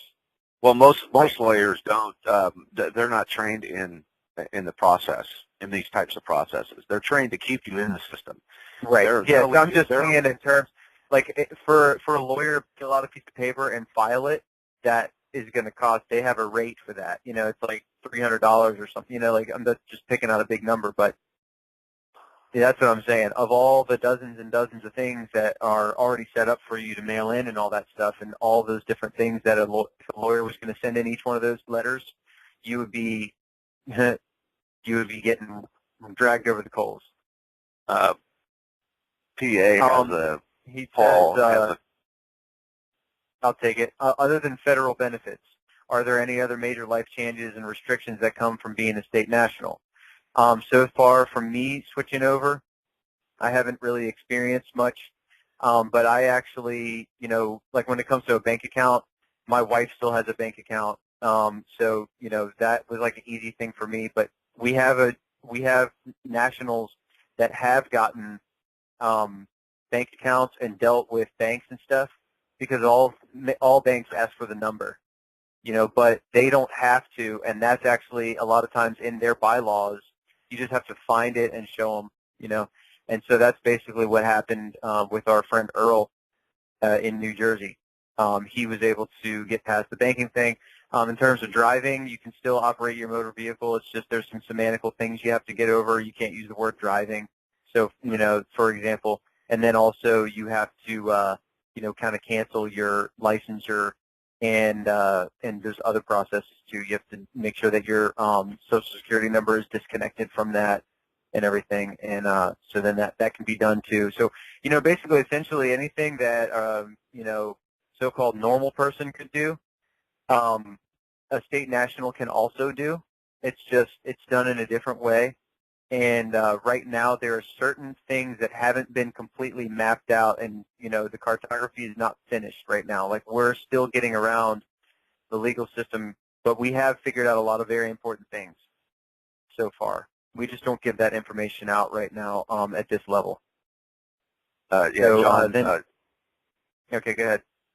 John just put in the chat box here, lawyers are only trained in the procedures of equity law. Few know anything about common law, much less its procedure. And that's what you put yourself, when you're removing yourself from this system, you're putting yourself back under the common law. And it's all based on the hierarchy of law. How does it work when you encounter law enforcement on the road or other situations? Well, see, that's part of the process, is when you go through the process, all of these particulars are addressed, and the proper authorities are notified of your status.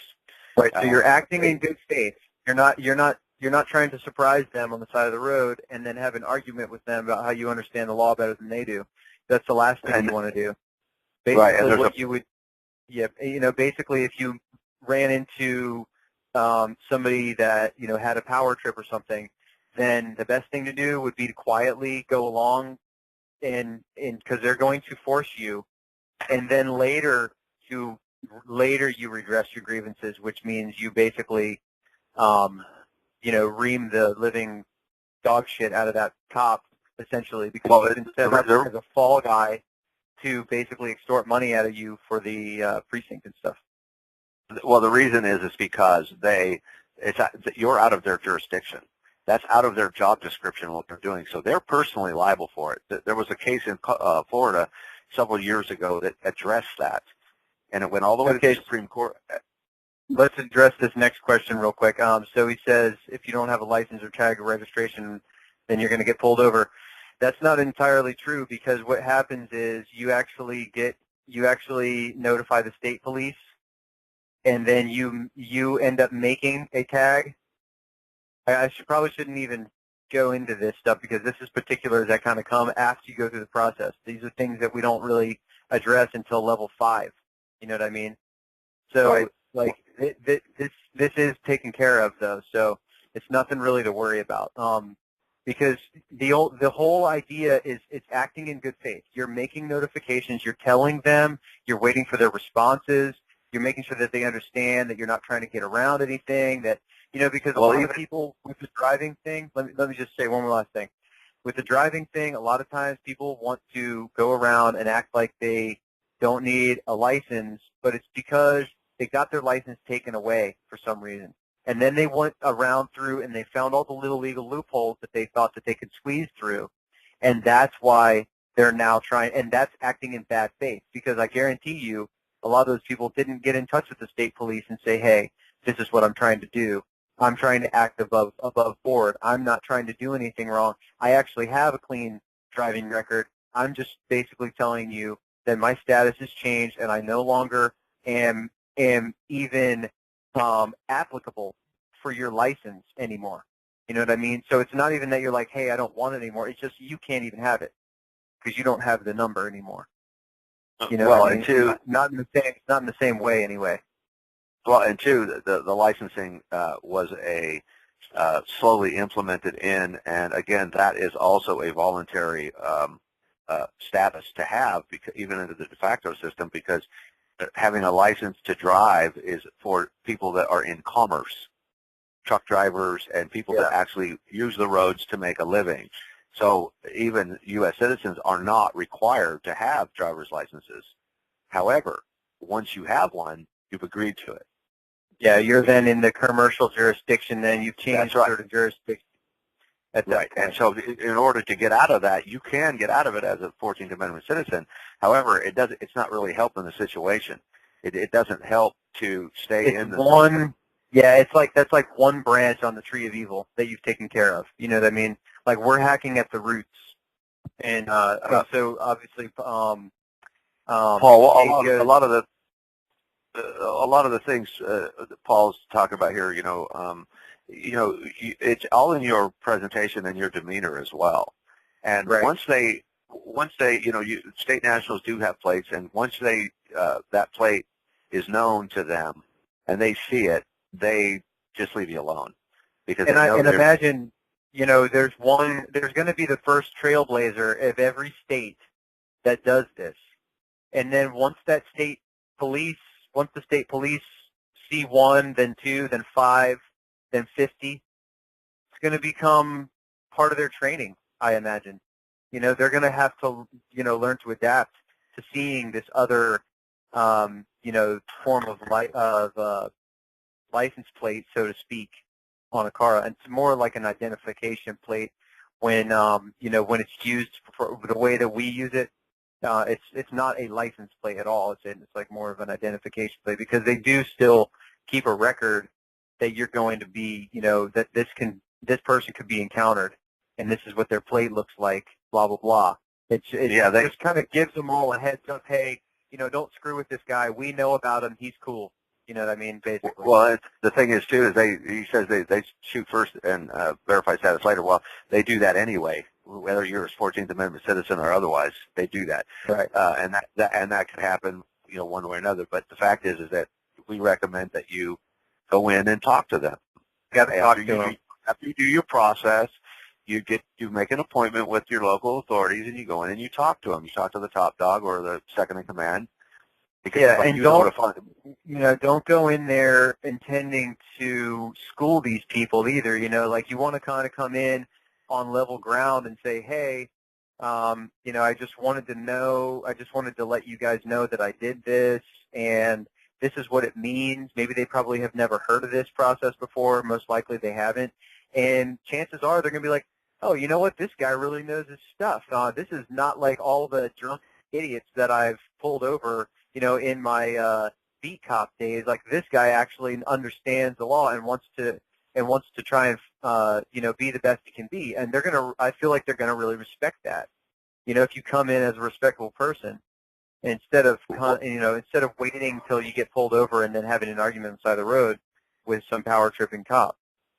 Well, and two, that when their upline or their bosses are notified, it becomes their boss's obligation to because they don't. them as well.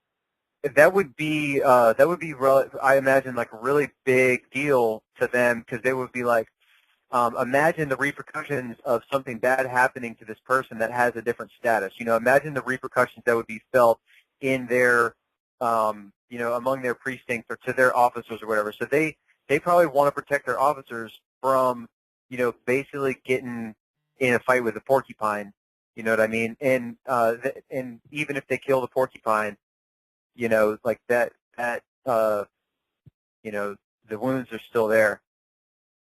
So I just, I feel like if PAC was to have like a mascot or a flag or something, it would have a porcupine on it. Okay. Right. Okay, so if we don't have any more questions, I think it's getting kind of late. I think we should end the call. Late. I don't see we had a any lot hands of questions up tonight. We had a lot of new people on the call. I'm really glad that everybody showed up, and I want to just invite everyone back onto the. Well, I guess next week we're doing the radio show, so we're probably not going to do the call, I would guess. No, we can still. No, actually, we can still do the call because. Yeah, we can. It ends at 8. That's right. Yeah, it ends at 8. We'll still do the call because. Yeah, actually, the time I believe is 4 to 6 Central, and so this call starts at 7. One would end and then the other one would begin like right after. Right, and so yeah, we can do that, and then also, Mark, I want you to stay on the line when we're done here, and then you guys The check team out said something about staying on the call too, so that's fine if you still want to stay on the call afterwards to share with us that information from Congress. Yes, yeah, do that, and then I will. Okay. All right. Cool. So right now we're going to probably just disconnect tonight. So I want to go ahead and say goodbye to everyone that came on the call. That we're going to disconnect, and come on the call next week and bring some more people that and bring some more questions and stuff, and hopefully you guys will have a good week. So on that note, I'm going to go ahead and say goodbye and start removing some people.